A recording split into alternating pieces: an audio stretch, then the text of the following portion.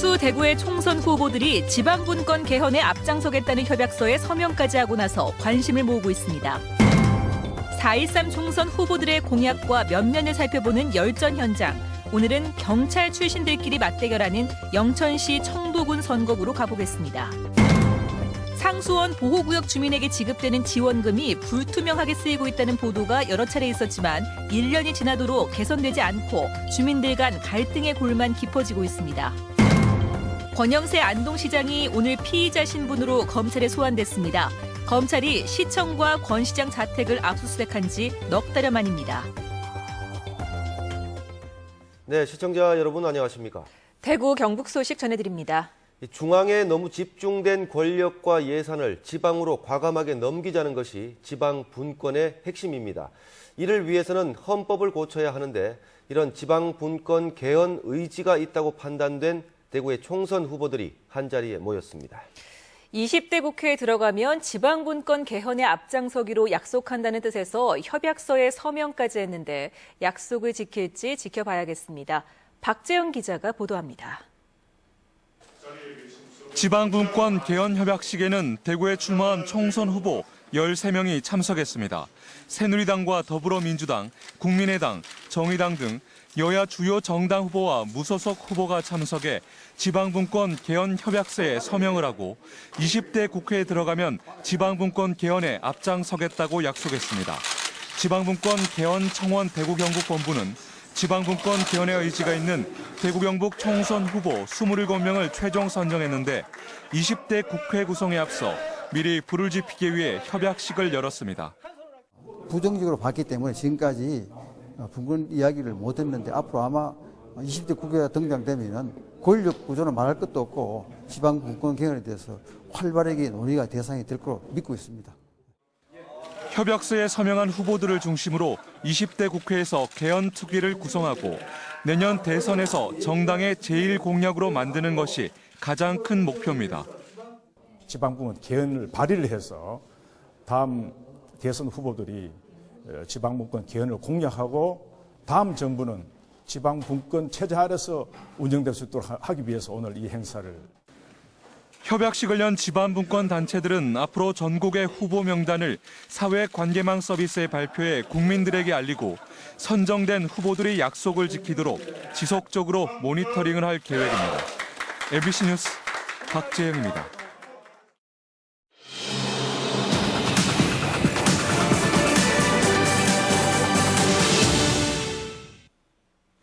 4.13 총선 대구 경북 격전지 후보들의 공약과 면면을 살펴보는 열전 현장 순서입니다.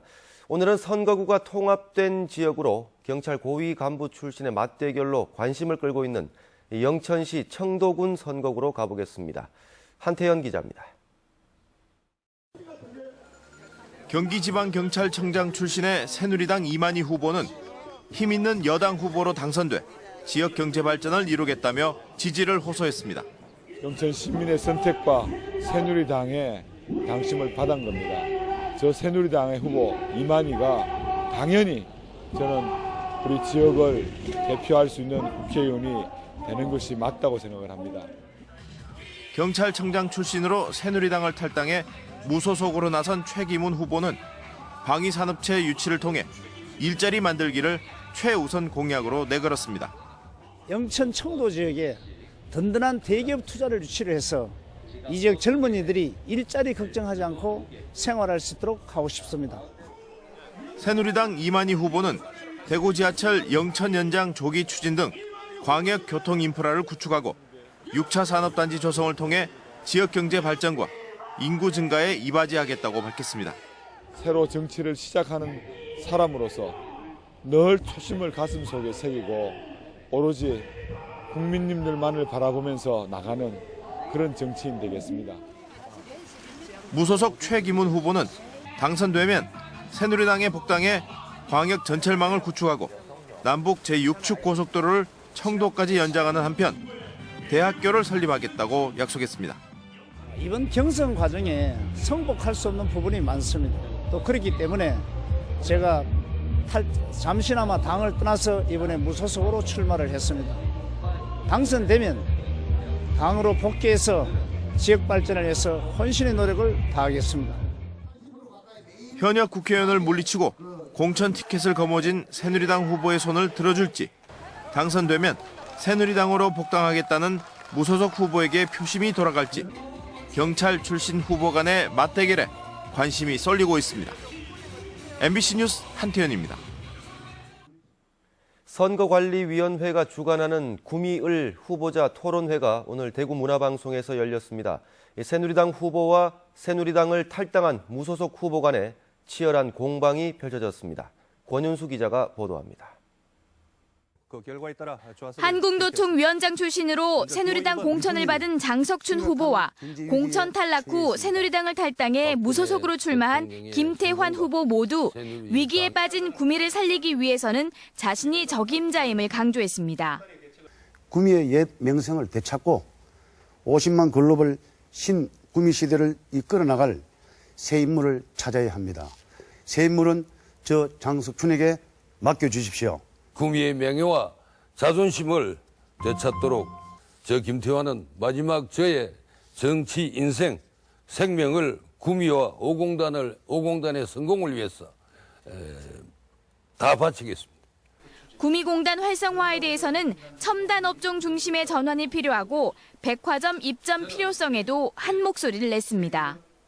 하지만 상호 질문 시간에는 두 후보 간의 날선 공방이 이어졌습니다. 김태환 후보는 장석춘 후보의 민노당 가입 경력을 문제 삼으며 노조위원장 출신 국회의원은 기업도시 구미에 맞지 않다고 주장했습니다. 구미는 많은 기업을 유치해야 되는데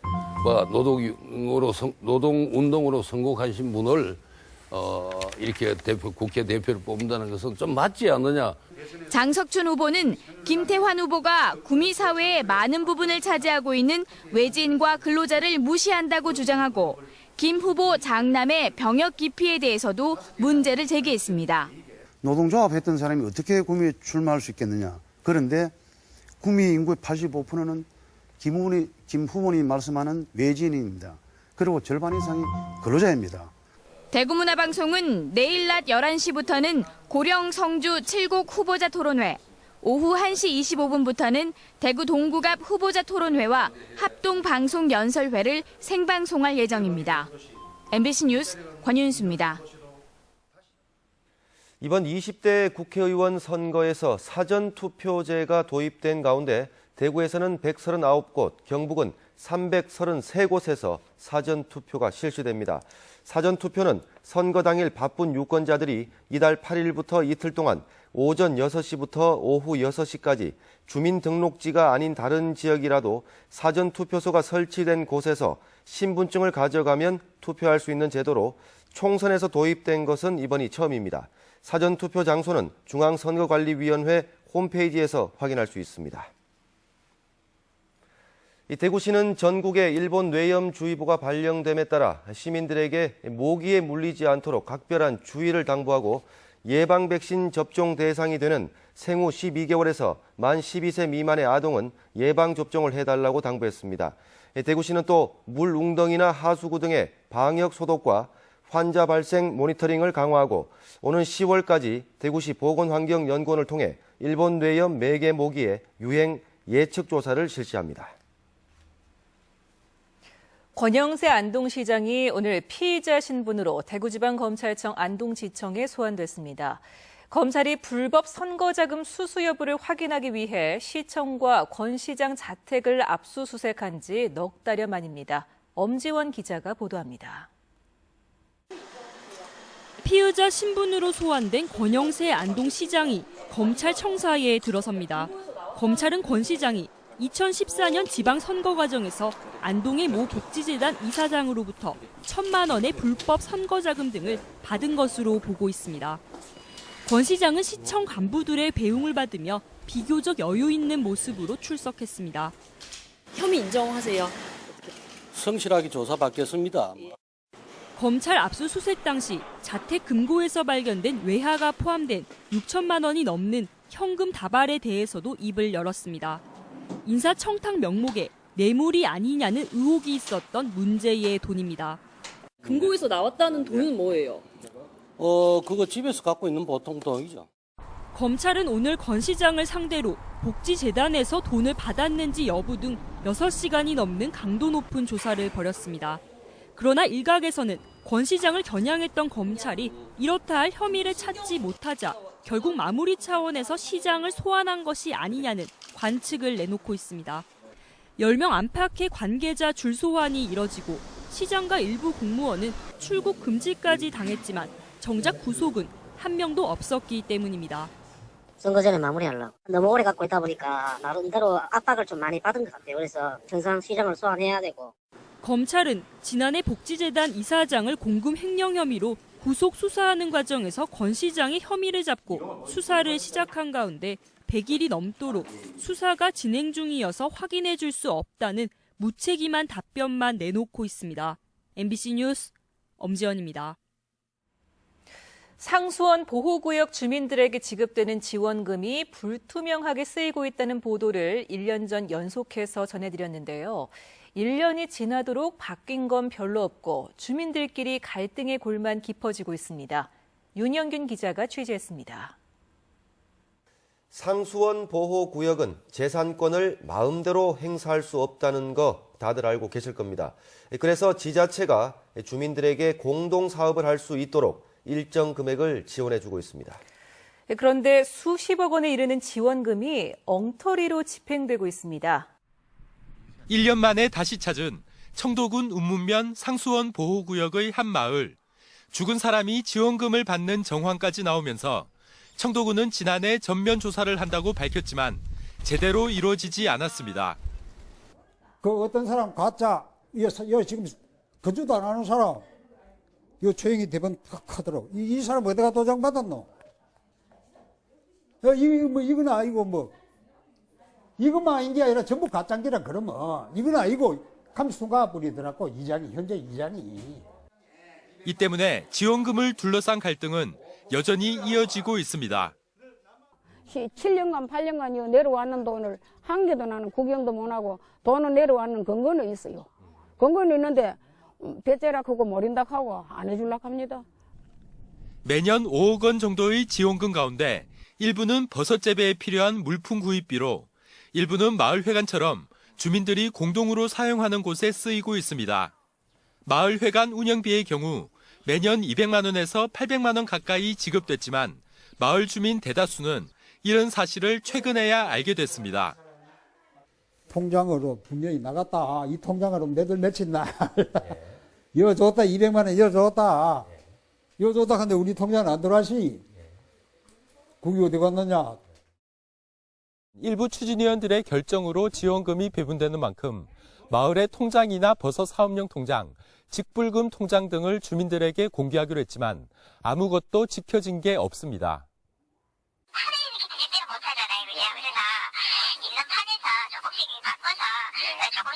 이런 부분은 우리가 이제 좀 투명하게 하기 위해서 회의를 2번 한다든가, 그다음에 서로 간에 또 감사를 또 마을별로 준다든가.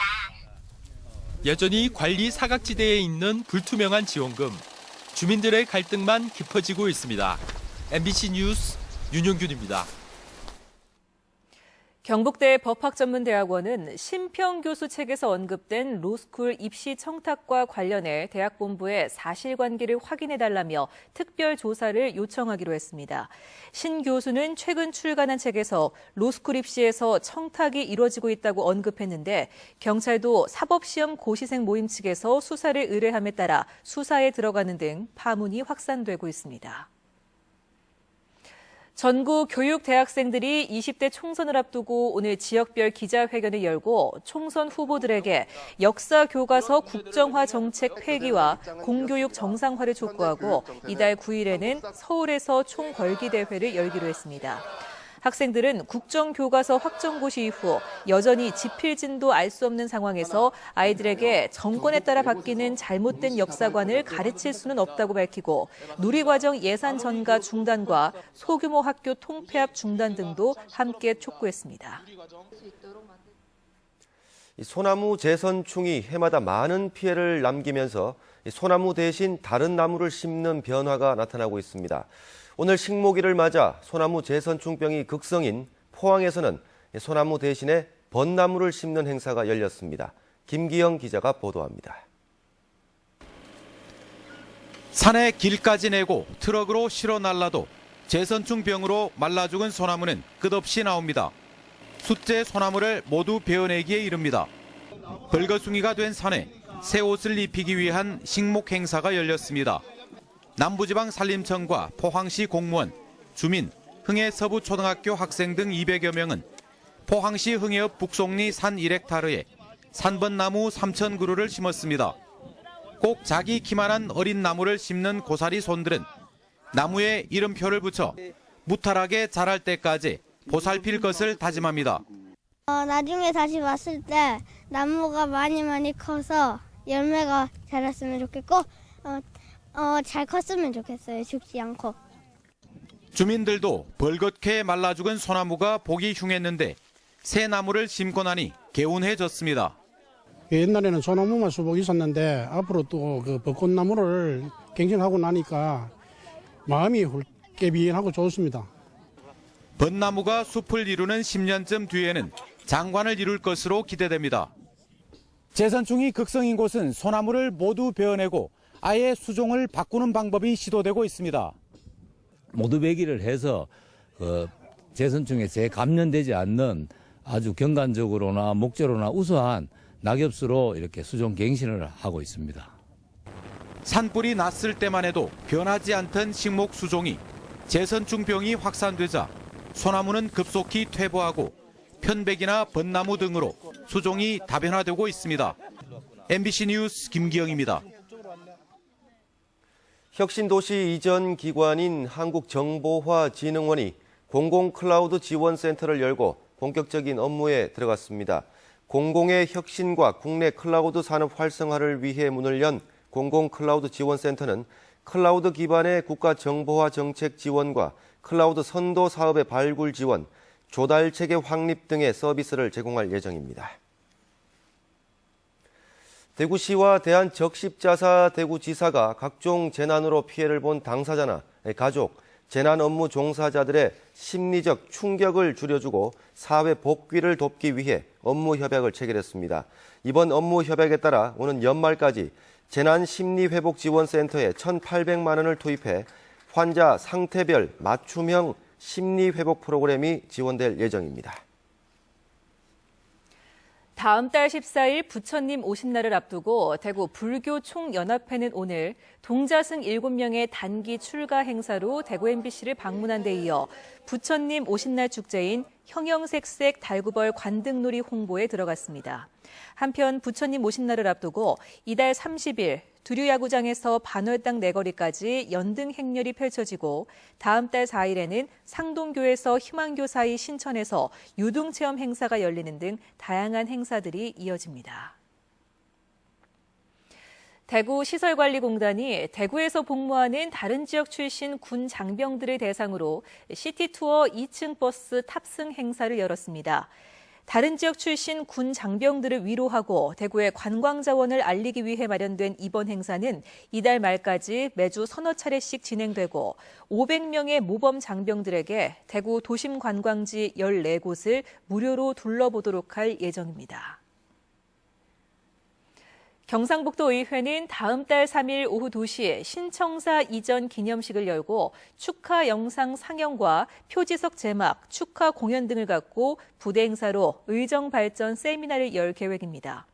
도청과 도의회가 각각 8억 원과 2억 원의 예산을 들여 따로 개청 기념식을 열어 예산 낭비라는 비판도 받고 있는데 경상북도 의회는 이번 개청식을 오랜 기간 준비해왔고 대의기관으로서 발전 방향을 모색하는 자리라고 해명했습니다. 경상북도는 총 사업비 30억 원을 투입해 청년 CEO 육성 사업을 추진하기로 하고 오는 8일까지 청년 CEO를 모집합니다. 도내에 사업자 등록이 돼 있는 만 39세 이하 CEO로서 경북 청년 CEO 육성 사업 과정을 졸업한 청년 창업가면 누구나 지원이 가능합니다. 창업가가 신규 직원을 채용하면 인건비 일부를 최대 490만 원까지 지원합니다. 롯데쇼핑과 대구 북구청이 칠성동 대형마트 신규 개점 허가를 둘러싸고 벌인 행정소송의 2심에서도 법원이 롯데쇼핑 측의 손을 들어줬습니다. 대구 참여연대는 판결에 유감을 표하고 북구청이 애초 대구시 방침과 어긋나게 신규 허가를 내줘 이번 사태가 초래됐다며 롯데가 이익을 위해 지역 주민을 무시하는 영업 전략을 펼치고 있다고 비판했습니다. 대구 경북 소식이었습니다.